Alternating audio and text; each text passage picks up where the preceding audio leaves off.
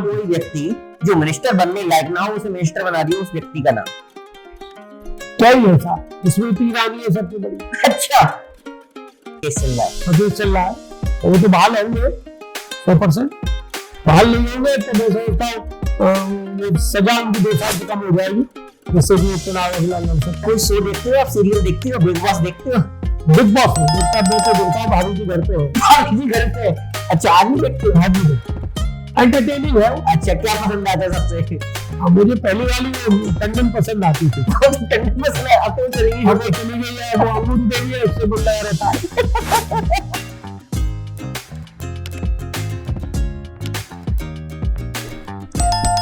तो मैं आपको बता दूं दोस्तों कि जितने भी आपने सारे इंटरव्यूज देखे हैं, उन सब में इंटरव्यू से सबसे लॉन्ग इंटरव्यू होगा। और मैं आपको बता दूं, जो हमारे साथ में जो गेस्ट बैठे हुए हैं वो 2019 की लोकसभा के कैंडिडेट हैं और 3 बार विधानसभा के कैंडिडेट रह चुके हैं और 2024 की भी संभावित कैंडिडेट हैं आरएलडी से। आपको पहले मैं बता दूं सर, आज मैं आपसे बता दूं बहुत सारी बातें होने वाली हैं जी जी आपसे।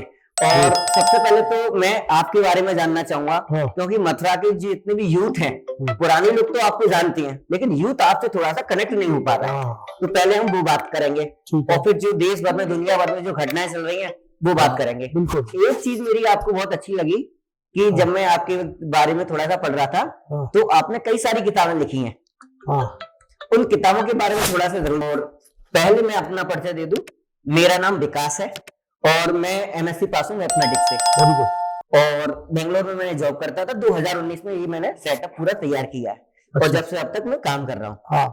चैनल का नाम है my first opinion digital media और काफी लोगों के इंटरव्यू ले चुका हूँ, पहला आपका इंटरव्यू ले रहा हूँ और सबसे बड़े लोगों का इंटरव्यू केवल आपका है। मैं बड़ा तो अभी नहीं हूँ, लेकिन प्रयास कर रहा हूँ कि बड़ा हो जाऊं। और मैं आपको बता दूं, बड़ा आदमी कर्मों से होता है, नाम से नहीं होता। और मैं आदमी कर्म आपकी अच्छी क्यों नहीं है, मथुरा में अगर आपका नाम ले दो ना किसी से भी, वो आपको ये नहीं कहेगा कि मैं नहीं जानता हूँ। ये आपकी खासियत प्यार है मेरे देशवासियों का बचपन। और मैं आपको बता दूं, जो राजा लोगों की बिल्डिंगें होती है ना पुराने जमानों की, अगर सर की आप बिल्डिंग देखोगे तो ऐसी बिल्डिंग है सर। वो राजा वाजा तो नहीं हूँ, लेकिन राजा परिवार से हूँ। हाँ, राजा तो अब खत्म हो गए, राजा तो आजकल मोदी है। अच्छा, हाँ, एक ही राजा है पूरे भारत में, वो मोदी। पहले तो इस शो में आपका स्वागत है और बहुत बहुत धन्यवाद। धन्यवाद धन्यवाद, थैंक यू। तो आप मुझे स्टार्ट करिए अपने नाम परिचय से। मैं वैसे तो नाम नरेंद्र है, लेकिन राजनीतिक क्षेत्र में मुझे कुंवर नरेंद्र सिंह या नरेंद्र कुंवर साहब के नाम से जानते हैं। और मैं ब्रजवासी हूँ अब तो मूल रूप से, हालांकि मेरे पिता तो राजस्थान के डूंगरपुर एक रियासत थी, उनके महाराज थे महारावल विजय सिंह जी, मेरे बाबा, तो उनके चतुर्थ पुत्र मेरे पिता थे और वो तो नौकरी पेशा थे। हॉर्टिकल्चर डिपार्टमेंट में डिप्टी डायरेक्टर नागपुर में पोस्टिंग थी लास्ट उनकी। लेकिन अब इत्तेफाक ऐसा हुआ कि वहाँ डूंगरपुर छोटा शहर था, वहाँ पढ़ाई लिखाई के साधन नहीं थे, तो मेरे फादर का कुछ स्वास्थ्य गड़बड़ हो गया था, तो मेरे नाना आगरा में रहा करते थे, राव कृष्णपाल सिंह जी, और अबागढ़ रियासत के राजा बलवंत सिंह का नाम आप लोगों ने सुना होगा, आरबीएस कॉलेज है, उनके कनिष्ठ पुत्र थे, छोटे बेटे थे, तो वो यही रहते थे आगरा में। लेकिन मेरी नानी चूंकि विदुषी महिला थी, धार्मिक महिला थी, तो धर्म के आधार पर वो फिर मथुरा आ गई और यहीं पे पूजा पाठ के हिसाब से यहाँ हम लोगों की जमीन भी थी, धर्मशाला भी थी, आवागढ़ धर्मशाला और प्रॉपर्टियां थी, तो वो सब देखने भालने के लिए मथुरा आ गए। खेती बाड़ी होने लगी, खेती बाड़ी करने लगी, तो मेरा यहाँ एक ब्रजीवन निवास करके कोठी होती थी, ऐसा ही बहुत बड़ा बंगला था, उसमें किराए पे हम लोग रहा करते थे। तो ब्रजीवन लाल एक थे शर्मा जी, उनकी थी कोठी, तो उसी में मेरा जन्म हुआ, जो अब टूट गई है, और उसमें जो अब देवीदास जी रहते थे उनका भी इंतकाल हो गया।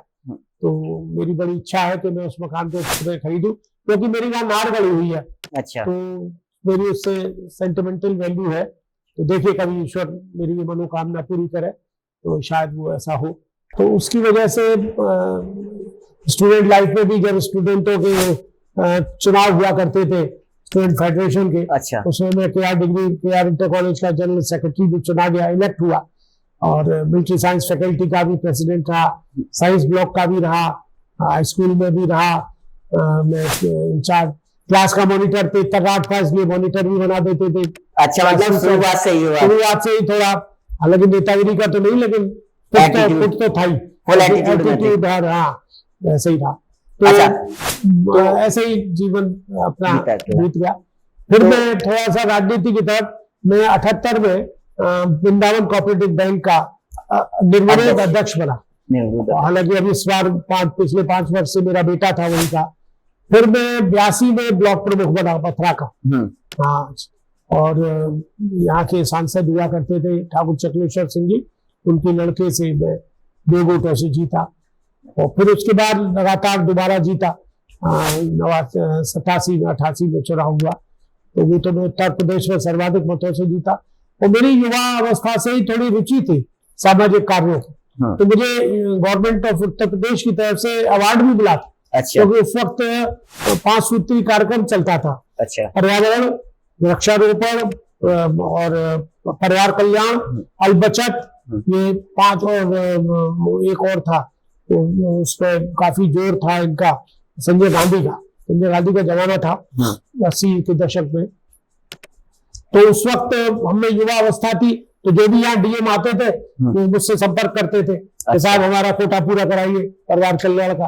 तो मैंने बड़े शिविर वगैरह लगवाए और लोगों को इंसेंटिव दिया। किसी को अच्छा जो केसेस लेके आया उनको साइकिल दी, और किसी को ट्रांजिस्टर दिया, किसी को कुछ दिया। तो इंसेंटिव दिया करता था, जिससे लोगों में प्रोत्साहन डेवलप होता था और वो लोग उत्साह के साथ काम करते थे। युवा टीम थी हमारे ब्लॉक की।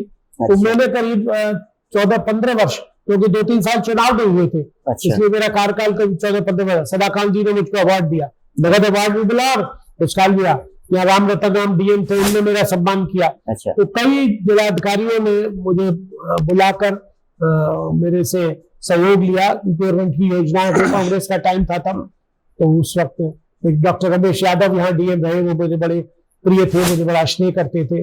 और कई डीएमओ से संपर्क रहा, गोबंधु पट्टायक थे, हरिकृष्ण पालीवाल जी थे। ये डीएम बड़े अच्छे थे और बड़ा रचनात्मक इन लोगों का व्यवहार और इनका कार्य रहता था। अब तो थोड़ा सा अधिकारियों का मूड बदल गया है। अब वो बात तो रही, पहले अधिकारी ज्यादा अच्छे थे कि आपके अधिकारी ज्यादा अच्छे? तो अब भी हैं, अच्छे बुरे अब भी हैं। और पहले भी थे, लेकिन पटरी हमारी पहले ज्यादा खाती थी। किसी एक अधिकारी का नाम बताओ जिससे आपकी बनी नहीं। हाँ। मेरी वो थे अरविंद बंगारू थे, क्या नाम था, डीएम रहे यहाँ। हाँ, उनसे मेरी कहा सुनी हुई। निखिल चंद शुक्ला से मेरा उखाड़ पछाड़ रही। सर्वग्राम मिश्रा से मेरी काफी रही। लेकिन उनसे संबंध भी बड़े मधुर थे, आज भी बहुत अच्छे। और मैं एक दिन उनके ऑफिस में धरने पे बैठ गया था। अच्छा, कोई एक ऐसा अधिकारी जिससे आप चाहो कि ये मेरा काम नहीं कर पाएगा, फिर भी आपको उसको काम करवाया हो आपने उस पर? ऐसे तो कई थे। देखिए, ऐसा है कि मैं आपको बताऊं, मैं तो करीब रोज साहब भी लगभग 35-40 वर्ष हो गए मुझे। मैं अब भी लगभग रोज नहीं तो दूसरे तीसरे डीएम वगैरह से मिलता हूँ।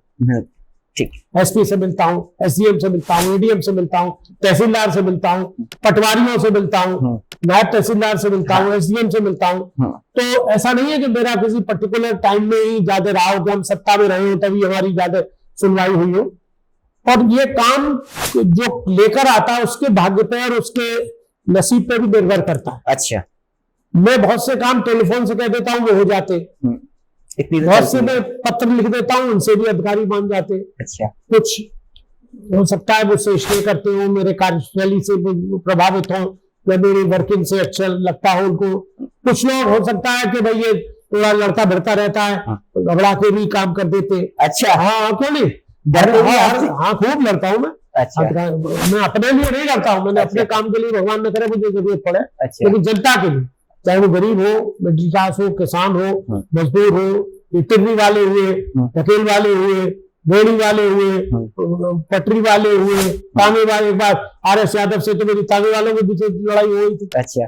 जोरावर करके एक था वहां पे लाल दरवाजे पे। अच्छा। वो ठेका वेका लेता था, तो यादव था वो, ये भी यादव थे, तो इनका थोड़ा सॉफ्ट कॉर्नर था, वहां से तांगा स्टैंड हटवा दिया था। अच्छा। तो उसको लेके मैं, उस जमाने तांगे बहुत चलते थे, 40-50 तांगे लेके डीएम की कोठी में घुस गया था। अच्छा। डीएम तो आ गए, अंदर थे या नहीं थे मालूम नहीं, लेकिन वो चले गए। तो बाद में उन्होंने कहा आप मेरे घर में ऐसे लेके आ गए, वो आ गए।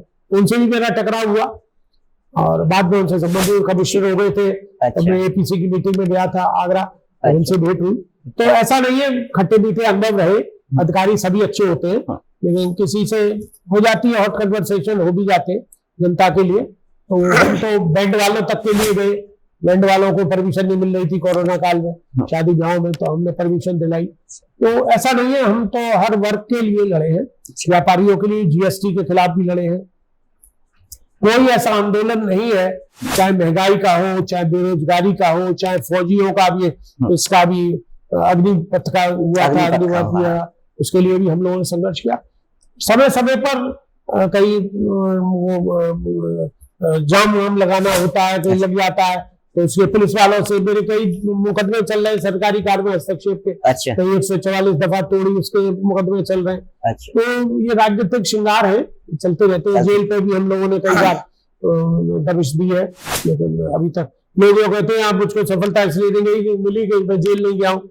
अच्छा। तो हाँ, तो अब ये हसरत है मेरे दिमाग में, एक आदमी किसी काम में जेल वेल चला जाऊं। अच्छा। तो शायद मैं एमपी एमएलए हो जाऊं, तो इसलिए। तो मोदी जी भी तो जेल नहीं गए अभी तक। अब मोदी जी तो साहब, अब मोदी जी का तो कुछ भाग्य जोर मार गया। अच्छा। ये नसीब की बात होती है। अच्छा। तो वही है कि अब उनको सफलता मिल ली, लेके अडवाणी जी ने इनको बचाया था। अटल जी तो इनको तभी हटा रहे थे जब गोधरा कांड हुआ था। अटल जी बहुत नाराज थे। उन्होंने कहा भी था कि तुमने राजधर्म नहीं निभाया है। हाँ, एक इंटरव्यू में इंटरव्यू में कहा था, तो नाराज थे। लेकिन अडवाणी जी ने ही इनको बचाया उस वक्त। भाई चलिए, अपने ही बच्चा है, कार्यकर्ता है, स्वयं सेवक का वर्कर रहा है काफी समय तक, तो सॉफ्ट कॉर्नर था। अब उन्हीं अडवाणी जी को ठिकाने लगा दिया। राजनाथ सिंह इनको लेके आए अध्यक्ष लीडर बनाने के लिए, और ये सोच रहे थे कि शायद मेरा नंबर आ जाए, चेहरे पे चुनाव लड़ जाऊं और नंबर मेरा आ जाए। अगर वो 240-250 के आसपास होते तो शायद गठबंधन दल राजनाथ को प्रमोट कर सकते थे। बाद उनका जोर मार गया। इनके 300 के करीब आ गए, तो यही फिर प्रधानमंत्री बन गए, दोबारा फिर बन गए। अच्छा, अब एक टूर्नामेंट आ रहा है, आपको पता होगा। कौन सा? लोकसभा प्रीमियर लीग, जिसमें 2 टीमें, एक 28 की टीमें है, एक अलग 38 की टीमें है। 26 और 38, सॉरी।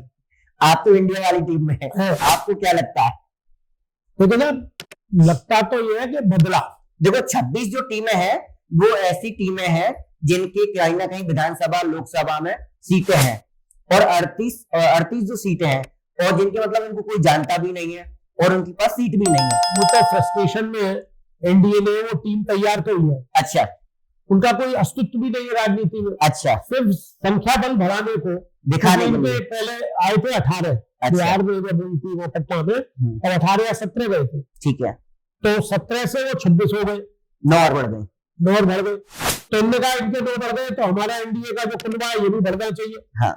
तो अब जैसे मांझी है, और वो राजभर है, और पासवान है, वो चिराग है, हाँ। और 2-4 एक बिहार का भी और छोड़ दिया, क्या नाम है उनका, महाराष्ट्र का भी है, महाराष्ट्र के है। हाँ, तो ये जो टूटे हुए दल है, जो भूभीषण है, मैं इन्हें भूभीषण कहूंगा। हाँ। जिन्होंने सेंध लगा के सत्ता हासिल की है। अच्छा। मैं उनको भूभीषण कहता हूँ। ठीक है। तो इन भूभीषणों ने अपनी अलग सत्ता बना ली है, और ऐसे लोगों पर इनका आशीर्वाद है, सहयोग है एनडीए का। तो उस संख्या बल को बढ़ाने के लिए उन्होंने 26 के दिखाने के लिए 38 कर लिए। अच्छा। लेकिन उनका कोई अस्तित्व नहीं है। और अकाली को तुमने पहले भगा दिया, फिर जोड़ लिया। पासवान को पहले तुमने चिराग को भगा दिया, फिर जोड़ लिया।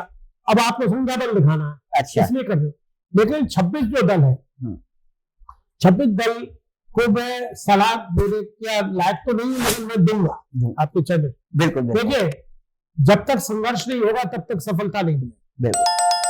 बिना रोए बच्चे को माँ दूध नहीं पिलाती। ठीक है। अच्छा, ये बताइए, आवश्यकता ये है, जैसे जयप्रकाश नारायण जी आए थे 77 में, इंदिरा गांधी की वही स्थिति थी जो आज मोदी की। अच्छा। इंदिरा गांधी का सूर्य इतना उदय था कि उसे ढक नहीं सकते थे बादल भी। सही बात। 17 साल राज किया उन्होंने। हाँ। 77 में किसी को उम्मीद नहीं थी कि इंदिरा जी खुद हार जाएंगी। अच्छा। और जयनारायण जैसे व्यक्ति, राजनारायण जैसे व्यक्ति से, जिनका कोई राजनीति में न्यूसेंस वैल्यू तो थी उनकी, लेकिन इतना बड़ा कद नहीं था कि इंदिरा जी को हरा दे। अच्छा। जैसे मर्द की मौत ना मर्द के हाथ। सही बात है। ठीक है। लेकिन इंदिरा जी हार गई। बड़े बड़े दिग्गज हार गए, स्टालवर्ड जो थे उस वक्त राजनीति के, वो लोग हार गए। और मोरारजी देसाई के नेतृत्व में सरकार बनी। जयप्रकाश नारायण जी ने कोई पद नहीं लिया, ठीक है, वो राष्ट्रपति ही बने रहे, जैसे गांधी जी ने नहीं लिया ऐसे ही नहीं। अब जयप्रकाश जी के नेतृत्व में वो चली, लेकिन एक तरह से भागवती का कुनबा रहा, ठीक है, बहुत ज्यादा समय नहीं चला और वो बिखर गया आपस में अंतर्द्वंद के साथ। हाँ। तो अब लोग उसी का उदाहरण फिर दे रहे हैं। फिर 89 में बोफर्स को लेकर वीपी सिंह आ गए। अच्छा, वीपी सिंह ने कांग्रेस से बगावत की, ठीक है, हम लोग भी उनके साथ थे। तो उस वक्त वीपी सिंह का ये राजा रही फकीर है, भारत की तकदीर है, अच्छा, हाँ, तख्त बदल दो, ताज बदल दो, बेईमानों का राज बदल दो, ये नारे चलते थे। बोफर्स कांड का उन्होंने बड़ा भारी हवाला दिया, हालांकि बोगस निकला और बोफर्स में कुछ नहीं था, बेचारे राजीव गांधी की हत्या और हो गई, उसमें उंगली चढ़ गई। तो ये राजनीतिक वो था। तो अब आज जो स्थिति है उन दोनों से मिलती जुलती सी है 26 दल की, जनता दल और जनता पार्टी दोनों को मिला दे तो वो 26 दलीय इंडिया के हैं। अच्छा, लेकिन नाम के अनुरूप काम होना चाहिए। आप मेरी सलाह, अच्छा, मेरी कई कांग्रेस के दिग्विजय सिंह मेरे दूर दराज से मेरी भांजी भी आई है, उनके रिश्तेदार हैं, जम्मू में एक शादी में मिले। अच्छा, मैंने उनसे भी कहा, और भी नेता लोग मिले थे, मैंने अपने नेता से भी कहा, जयंत जी से, कि भाई एक ऐसा जयप्रकाश नारायण ढूंढो इन्हीं घटक दलों में जो कि सत्ता का पद का लोलुप न हो, प्रधानमंत्री का दावेदार न हो, और सबको साथ लेकर चले। और ये आपका जो 26 का इंडिया गठबंधन है, इसको एक ऐसा स्वरूप दे जो स्थायी है। तो कांग्रेस की आज वही स्थिति है जो बीजेपी की थी तब। आज कांग्रेस कमजोरी पे है, कई राज्यों में बनी है, प्रांत हो सकता है मध्य प्रदेश में भी उनकी बने, छत्तीसगढ़ में भी बने, राजस्थान में बने, तेलंगाना में भी हो सकता है उनको सफलता मिल जाए। हरियाणा तो उनके हाथ से बीजेपी से गया गया, लेकिन वो चुनाव बाद में, इसलिए अभी चर्चा करना बेकार, जो लोकसभा के बाद हो। तो हमें ये चाहिए कि ऐसा व्यक्ति हो, चाहे वो नीतीश जी हो, चाहे राहुल गांधी हो। अच्छा, मैं समझता हूँ राहुल गांधी प्रधानमंत्री बनने के लिए भी तैयार नहीं। मैं कांग्रेस में रहा हूं। अच्छा, उनकी जो फीलिंग है, एक किताब है रेड साड़ी, नटवर सिंह ने लिखी है, उसमें उन्होंने लिखा है कि राहुल ने ही सोनिया को नहीं बनने दिया था प्रधानमंत्री। अच्छा, राहुल गांधी ने, उन्होंने कहा मम्मी हमको मार देंगे, मत बन, मेरे पिता को मार दिया, मेरी दादी को मार दिया। कुछ ऐसे तत्व है जो हम लोग को राजनीति में सत्ता से नहीं जुड़ने दे सकते। अच्छा, इसलिए हम लोग पद पे नहीं रहेंगे, पद पे अलग रह के हम काम करें। और अगर हम रहेंगे भी तो तब रहेंगे जब कांग्रेस की पूर्ण बहुमत की सरकार होगी।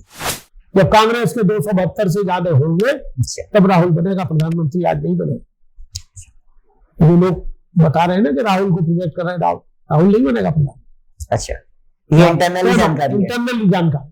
अच्छा, तो तभी बनेगा जब कांग्रेस की पूर्ण बहुमत की, क्योंकि वो किन किन को आज आप नाराज हो गए, आपको मनाने में समय वेस्ट होगा।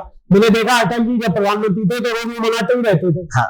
अडवाणी जी को भी मनाते थे, कभी किसी को मनाते थे। अच्छा, तो रोज मनाने में बेचारे के 5 साल निकल गए। हाँ, 4 साल निकल गए और इसी वजह से वो हार गए 2004। तो वो लाइक माइंडेड लोग नहीं थे।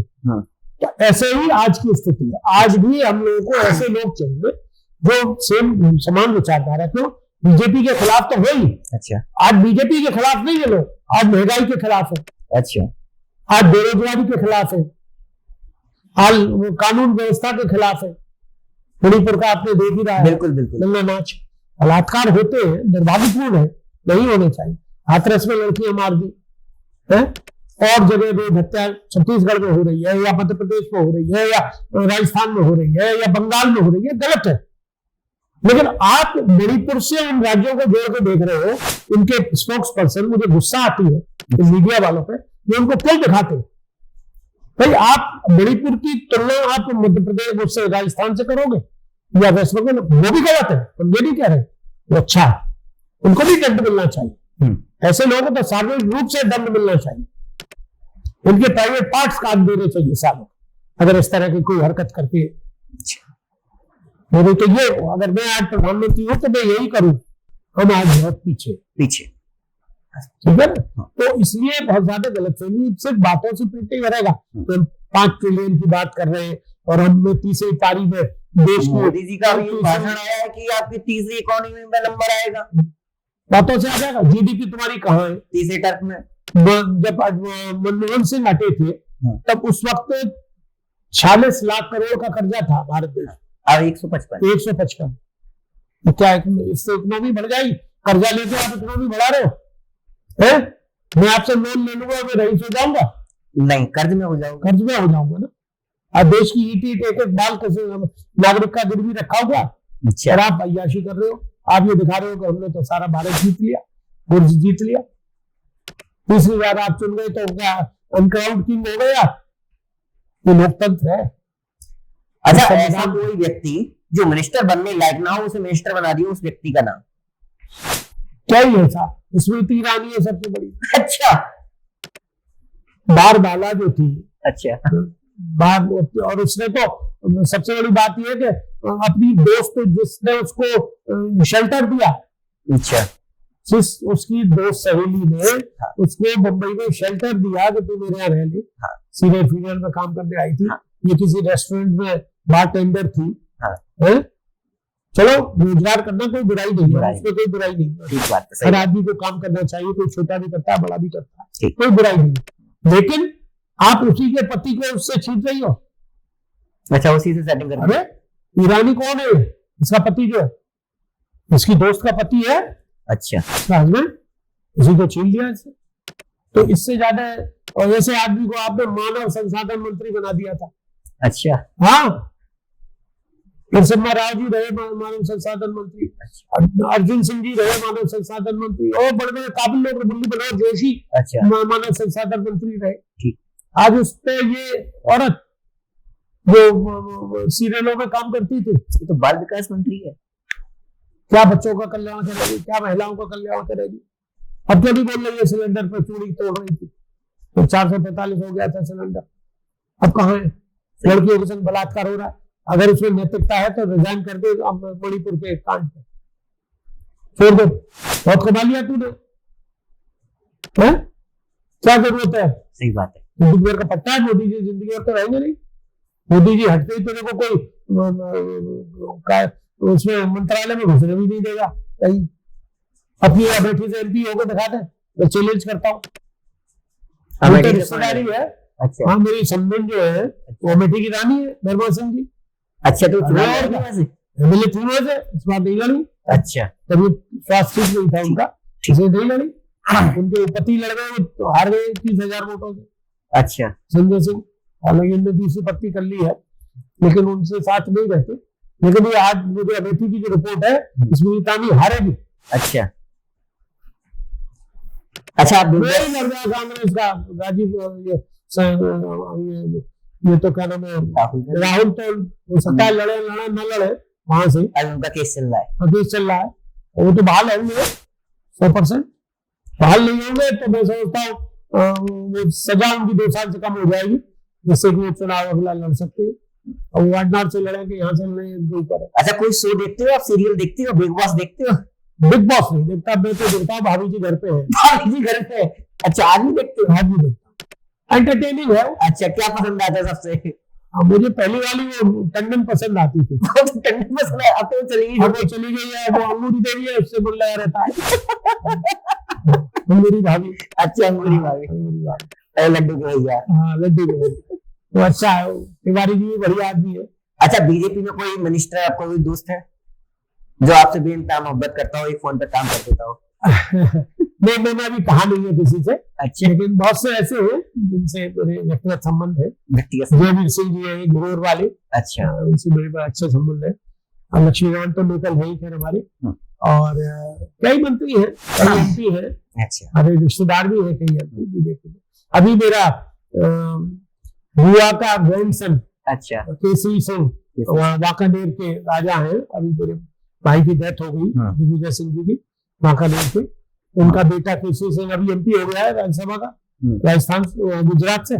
ठीक है। हाँ, उससे पहले मेरा भतीजा था हर्षवर्धन डूंगरपुर के, वो राजस्थान से राज्यसभा एमपी थे। तो वो रिश्तेदार तो बहुत है, काफी लोग कोई किसी दल को छोड़ के गया, कोई किसी दल को छोड़ के गया, हम ऐसे ही चले गए। और सभी लोग हैं अब ऐसे अच्छा, मैंने कभी आपकी वो 4-5 किताब देखी, रंगनायक, दाहिन और रचनात्मक करके कई सारी 11 किताबें मैंने देखी। तो उसका मुझे थोड़ा सा बारे में बताइए कि आपने कब कौन सी किताब है? नहीं, मैंने लिखी तो नहीं है वो। अच्छा, आपके नाम क्यों आ रहा है फिर कुमार नरेंद्र सिंह? अब वो लिख दिया होगा, किसी ने सौजन्य से लिख दिया होगा। अच्छा। हाँ, लेकिन कुछ अंश मेरे हैं, बाकी मैं इतना, मुझे टाइम नहीं मिलता कि मैं किताब लिख सकूं। तो वैसे लिखते थे? पहले मैंने एक आध लिखी है। अच्छा।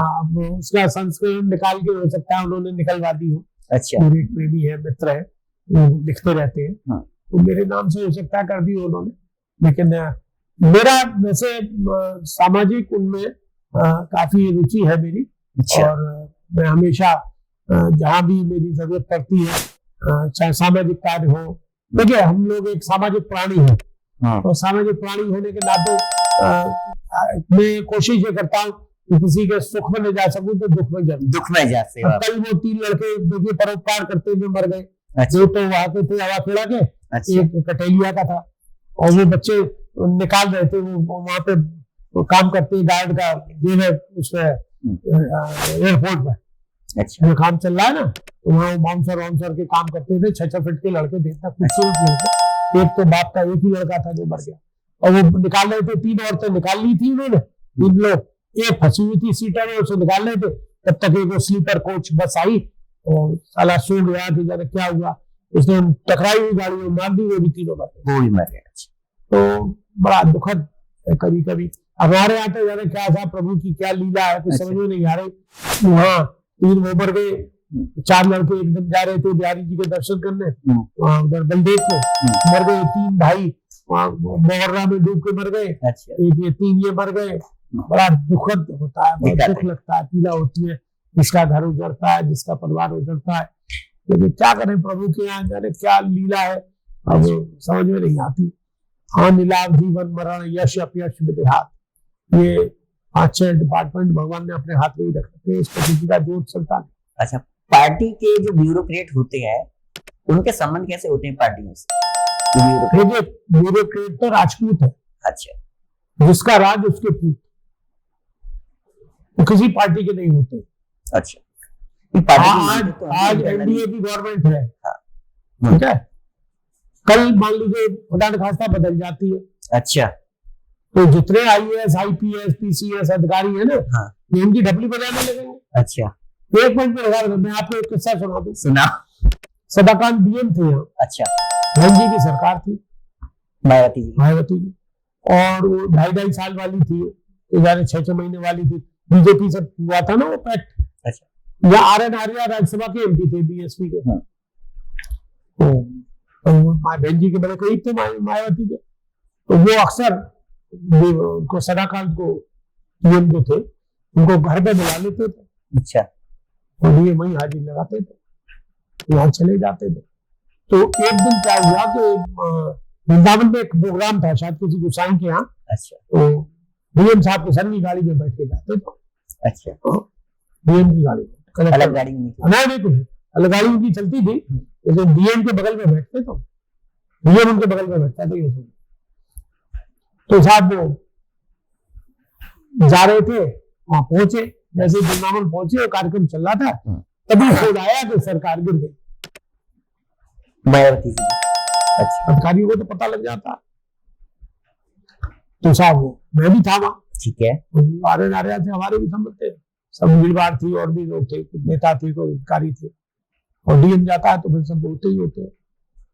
तो जैसे ही उन्हें पता लगे कि सरकार गिर गई, तो चलने लगे, प्रसाद लेके दर्शन करके बांके बिहारी के, और सब लोग चलने लगे। तो DM बोले मैं निकल रहा हूँ आर्या जी। तो अरे मैं भी तो चलूंगा, उन्हें मुझे कहीं और जाना, आप किसी और गाड़ी में आ जाइए। अच्छा। तब तक RN आर्या को मालूम नहीं थी सरकार गिर गई है। अच्छा। तो RN आर्या के बेचारे का तरह से मुंह निकल गया, DM ने उसको छोड़ दिया। अच्छा। उसे उम्मीद नहीं थी कि मुझे छोड़ देगा। तब तक किसी ने RN आर्या से कही बहन जी की तो सरकार गिर गई। अच्छा। तो गई मारे छोड़ गए DM तो। अच्छा। अच्छा, अधिकारी किससे डरता है? तो मैं उनको लेके आया RN आर्या को अपनी गाड़ी में। आप भी वहीं थे? हाँ, मैं लेके आ रहे, चलो DM तो गया, मतलब का काम उसका हो गया था। अच्छा। तो तुम्हारी जरूरत नहीं, गवर्नमेंट गिर गई। ठीक है। तो ये तो अधिकारी तो समय के साथ चलते हैं। अधिकारी किससे ज्यादा डरता है? अधिकारी तो खैर सत्ता से तो देखो तालमेल करके चलना ही पड़ता है अधिकारी को, ऐसा तो नहीं। अब डरते तो ये बेईमानी से डरना चाहिए इनको, ईमानदारी से डरना चाहिए इनको, लेकिन कहाँ ईमानदार, लेकिन अब ईमानदारी का कोई मापदंड रहा नहीं। एक अधिकारी वो कमांडेंट था, ज्योति मौर्य के साथ में था, कहते हैं पढ़ा लिखा व्यक्तिगत आदमी के इक्वेशन है, वो तो व्यक्तिगत संबंधों की बात है, वो तो बायोलॉजिकल नीड है आदमी की। अब दिल लगा दादी से तो परी क्या चीज है, वो वाली बात है। तो व्यक्तिगत उनका वो है, उससे वो नहीं है। लेकिन अधिकारी को बदला तो किसी से नहीं चाहिए, ईमानदारी से काम करना चाहिए। और जो अधिकारी ईमानदारी से काम करते हैं उनका इखलाक बुलंद रहता है। हमने देखा सुभाष जोशी यहाँ पे एसपी थे, ईमानदार आदमी था, उससे किसी की हिम्मत नहीं थी करने की, जब तक चाहा तब तक रहा वो। आज के पत्रकारों के बारे में क्या सोचते हैं? अब पत्रकार साहब, अब पत्रकार तो रहे नहीं, अब क्या रहे फिर? अब तो सत्ता भोगी हो गए, वो सत्ता भोगी हो गया। अच्छा, ये कांग्रेस के जमाने में भी ऐसा था कि बीजेपी के जमाने में ऐसा हुआ है? नहीं, कांग्रेस के में नहीं था। नहीं, मैं उनका क्या विचार है, आपको बोलना है ये फैसला आपके लिए कैसा रहा, ये बोलना है। और लास्ट में ये बोलना है कि ये जो आपने व्यवस्था करी है, हमने टाइम दिया है, धन्यवाद। हमारे चैनल को सब्सक्राइब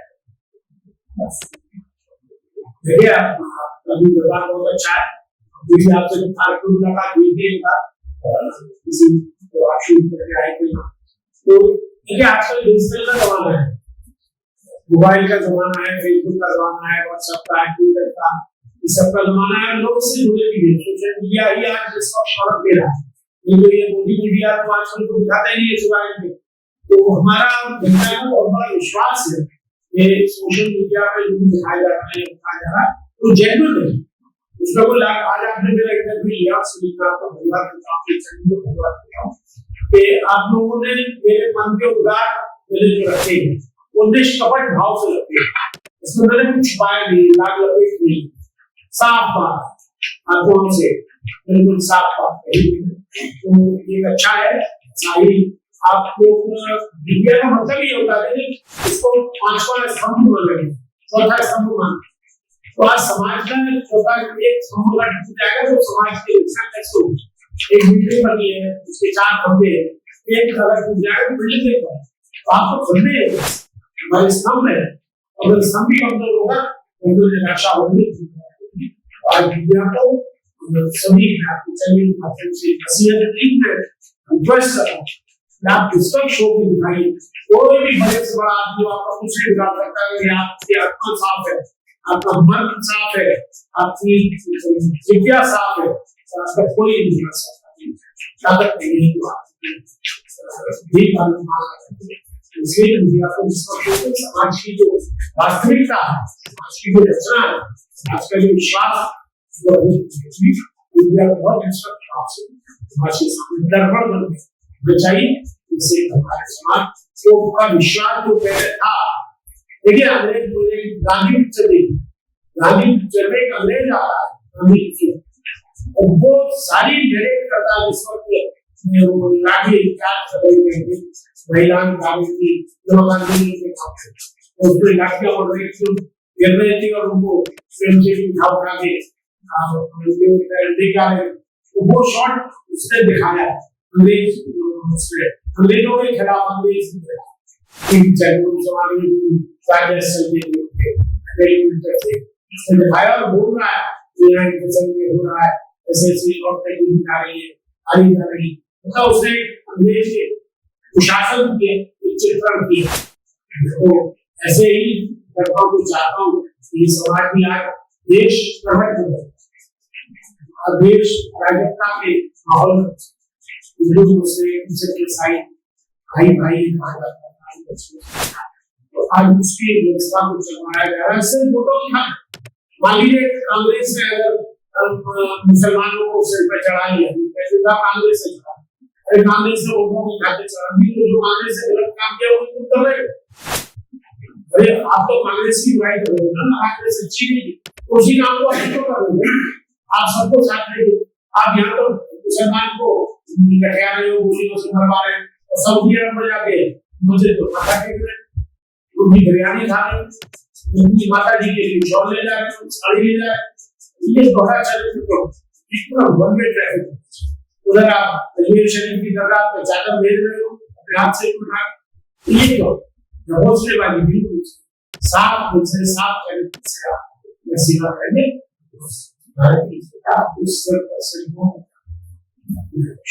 लास्टली देखिए चैनल को सब्सक्राइब करें माय फर्स्ट ओपिनियन को सब लोग ज्यादा से ज्यादा सब्सक्राइब करें, जिससे कि इनका और थोड़ा सा शेयर करें, आप वीडियो को शेयर करें, इससे मेरा भी मनोबल बढ़ेगा, मेरे को भी उत्साह संचार होगा। इसके लिए बहुत बहुत धन्यवाद सर। Thank you.